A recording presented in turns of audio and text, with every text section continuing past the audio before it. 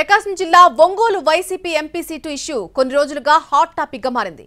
అధిష్టానం మాత్రం సీటు ఇచ్చేందుకు నిరాకరించడం, ఈ ఇష్యూని బాలినేని శ్రీనివాసరెడ్డికి అప్పగించడం, ఒక దశలో బాలినేనికే సీటు ఖరారవుతుందని ప్రచారం కూడా జరిగింది.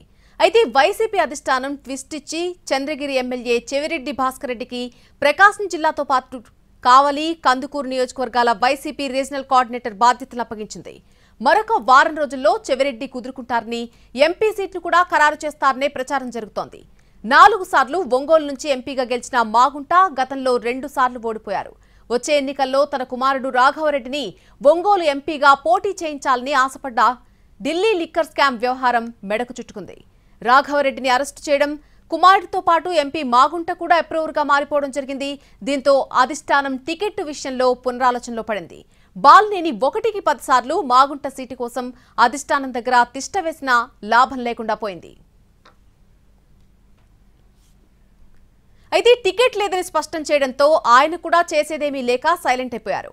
మరోసారి మాగుంట గురించి సిఫార్సు చేసినా ఫలితం ఉండదని భావించిన బాలినేని ఇంకో ప్రతిపాదన అధిష్టానం దగ్గరికి తీసుకెళ్లినట్టుగా తెలుస్తోంది. కనిగిరి నియోజకవర్గానికి చెందిన రెడ్డి కార్పొరేషన్ చైర్మన్ చింతల చెరువు సత్యనారాయణ రెడ్డికి నా సీటు ఇవ్వాలని కోరారు.